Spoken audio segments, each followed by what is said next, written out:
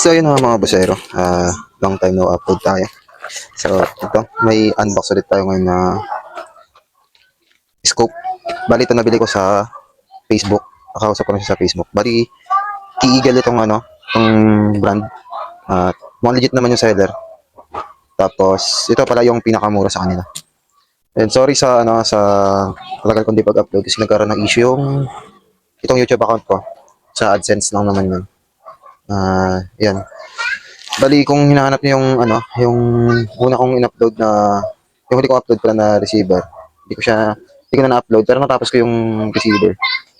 Kaso nga lang wala na sa akin, sa may-ari na. Kasi ito mga ginagawa ko dito, halos lahat, sa channel na to, halos lahat, may mga may-ari. Kasi wala naman akong, pampuhunan dito sa mga to. Kasi di pa naman ako sumasahod dito sa YouTube. Kaya yung mga nakikita niyong gawa ko dito, stat yun ay may mga may-ari. Bali, pinapagawa lang sa akin kasi tumatanggap ako ng mga made to order na PCP. Yun, PCP naman talaga yung ginagawa ko dito sa channel na to. Yan, nag-umpisa naman ako sa butane gun tapos hanggang sa naging PCP kasi talaga yung gusto kong gawin talaga PCP. So mamaya papakita ko sa inyo yung isa na same material nung sa may in-upload ko na T6 receiver at hindi pala T6 yung pin type receiver na from Thailand yung in-unbox ko nakaraan. So ito, open natin tong scope na to. Eagle, ito yung pinakamura. Ang presyo nito ay 3,000 pesos ko siya nakuha. Free shipping na rin. Yan. Kung nakita nyo yun sa Facebook, sa mga airgun group dito sa Pilipinas, sa Facebook, ay siya yung babae na nagbebenta. Hindi ko naalala yung pangalan eh. Pero okay naman siya kausap, pero wag nyo lang siyang ibabogos kasi pangit naman talaga. Yung mga nagbabogos sa kanya, pinapost sa Facebook. Pero ito, tignan natin kung legit talaga yung product nila.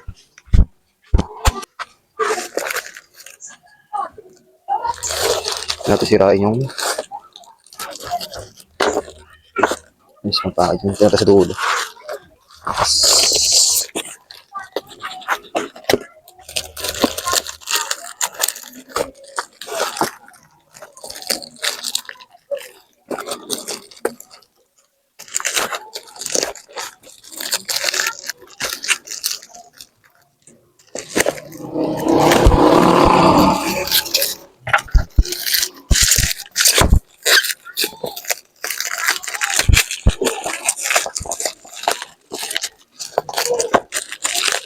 Pinahirapan ko na sarili ko.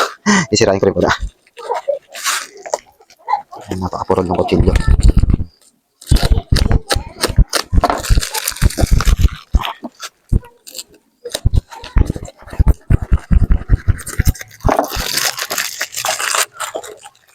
Ayan.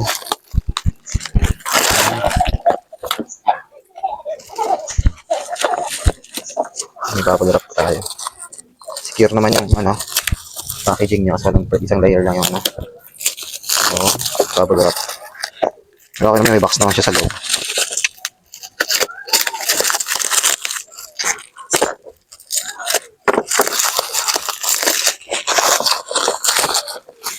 Ayan, ito siya. Eagle. Tape ulit dito.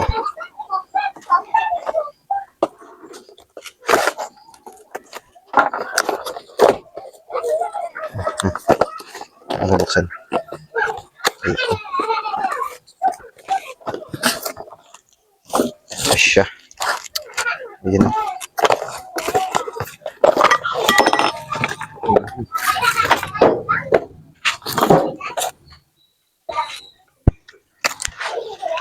Ayan, yung manual. Hindi ko ganun gamit yan. Card. Yung mga kung ano nasulat, may mga chingchong kwela. Ito yung mismong scope. Ayan. Compare natin siya sa scope na nabibili sa Shopee. At Lazada pala. Ayan. Ito siya. Tinatanggal din ito.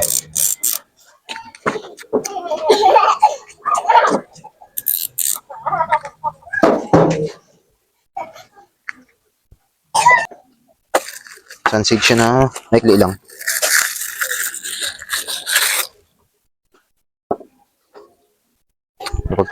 Pagkakabit ng sunshade, tatanggalin natin yung part. Yan. Ito nga pala yung sukat. Yan. Yan, check natin unang silip. Ako muna si silip. Oh, manipis naman yung ano niya. Manipis yung kanyang ang tawag dito. Reticle. Reticle. Tapos may ano rin siya. May illumination din siya. Parang parehas lang nung ano. Yung nabibili sa Lazada. Ayan. Ayan. Kumpara muna natin siya. Ilagay natin sa mga ano, sa mga airgun na nandito. Isip ko lang muna. Yan, bali ito na yung mga ano, scope na ikabit ko na sa mga unit na yari ko na ngayon dito.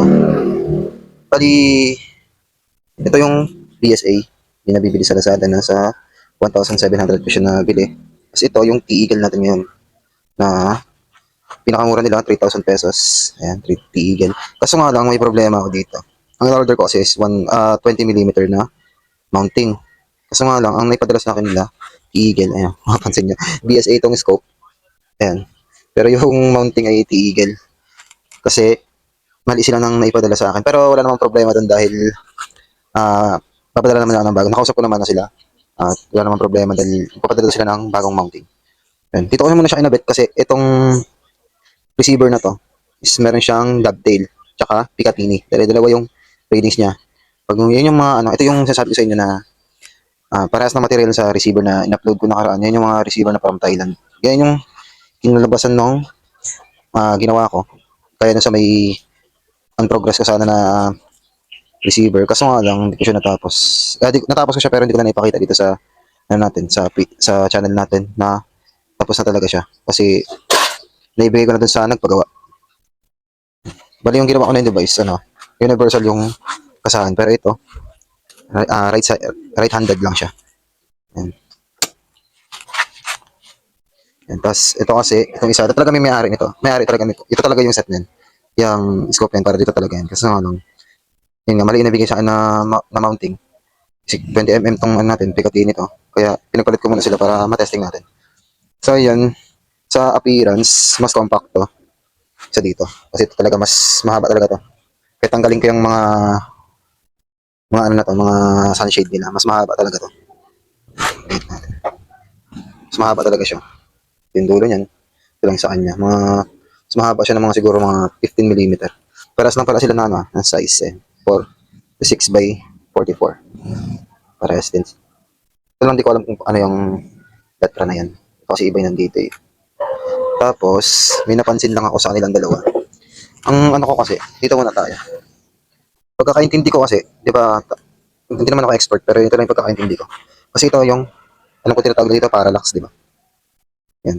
Kung saan nakatutok yan, kung saan siya malinaw, kunyari nakalagay yan dito. Ito, sa 25 dito. So muna konti, sabihin na natin 30 yards. Yan, hindi naman kasi siya nakatapat sa 25 yards. 30 yards, sabihin natin 30 yards. Pero, malinaw siya sa ano lang, 20 meters lang. Dapat nasa ano yun eh, nasa 28 meters dapat yun. Doon siya dapat malinaw. Yun yung pagkakaintindi ko.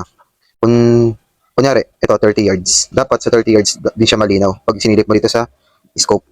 Kaso nga lang ito, nakalagay siya sa 30 yards, pero malinaw siya sa ano, sa 20 meters.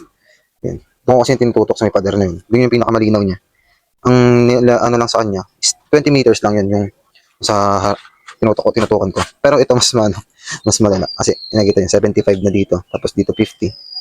Sabihin na siguro 70 yards. Pero doon ko siya tinutok sa 20 meters din.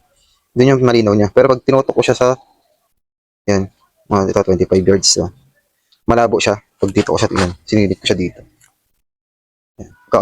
Kakaintindi ko lang yun. Pero di ako sure. Pero yun ang pagkakaintindi ko. Pero silipin ulit natin yan mamaya. Gamitan natin ng ito. Nabili ko lang sa Shopee. Ayan, ito. Bali, parehas lang sila ng adjustment. Pati meron din silang red tsaka green na illumination sa loob. Ito. Nagiging red yung reticle. Tapos nagiging green. Ayan. Parehas din dito. Green. It's red. Ayan. Testing naman natin yung linaw nito. Set ko lang yung ating Ito na lang. Huwag na natin ikat para sabihin. Wala talagang hindi in-edit yung video. Ayan. Silang natin yung lagyan natin dito sa mismong scope.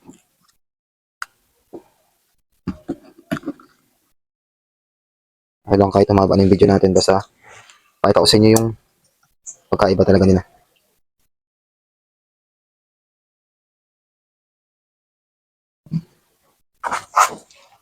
Ayan. Nakikita niya. Yan, hindi nakatapat nito. Ayan siya. Ito sa BSA scope, di talaga ako satisfy sa linaw niya. Pag sumilip ko na kasi dyan sa malayo, ano na siya eh, malabo siya. Malinaw na yung ano sa kanya. Yan, mga 20 meters. Yan yung tinatarget ko dati. Tignan yung labo na, di ba? Hindi na makita. At yung mga tuldak-tuldak, yung mga butas-butas sa saan. Mahirapan ka makita. Ayan. Hindi ka na, ayan, makapal din yung reticle niya. Ayan. Hindi mo siya makikita talaga. Lalo na pag malayo na to. Ayan. Dito naman tayo sa tigil.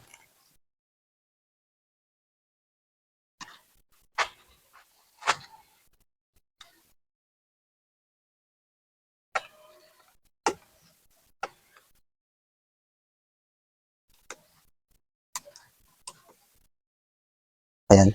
Napakalinaw niya. Dito sa tigil, malinaw siya. Ayusin lang natin yung set ng phone dito. Ayan. Kitang-kita nyo naman. Comparison dun sa isa kanina. Nakatodo na pala yung mga zoom nyo. Ay, ito pala, hindi pala nakatodo yung zoom na to. Zoom natin ng todo. Ayan, nakatutok siya sa may puno. Pero doon sa may target ko palagi. Ayan. Ayan. Dito, malabo siya para sa akin. Sinisilip ko dito. Ayan. Malabo siya. Nakalagay siya sa 25 yards dito sa ano, dito, sa parallax niya. Ayan. Kuha ko ng dalhin natin.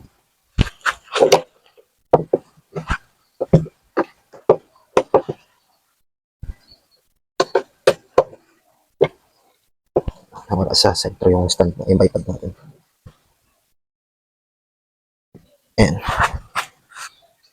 Saan na yun? Ayan.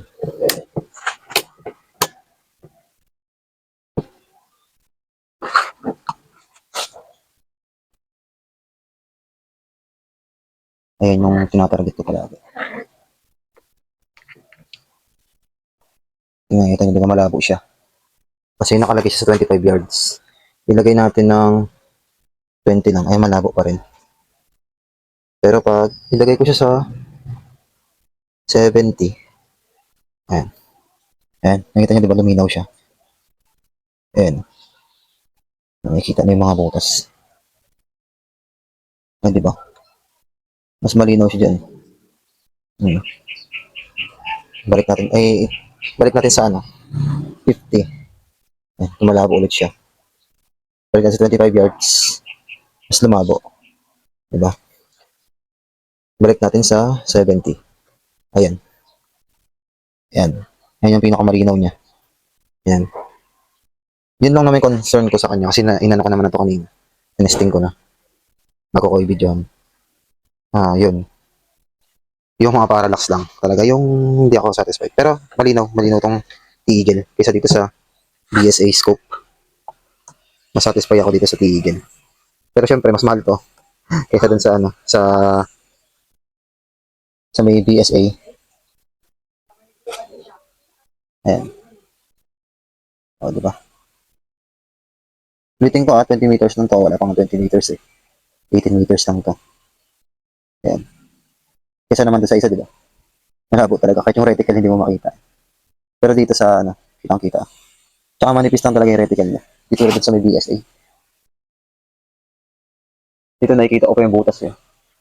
Yung mga pinagbabaril ko doon. Ayan. Pero, ano, kung budget friendly lang na may hanap mo. Dito na ako sa T-Eagle. Kasi, syempre kung wala talagang budget, is ito may recommend ko. BSA.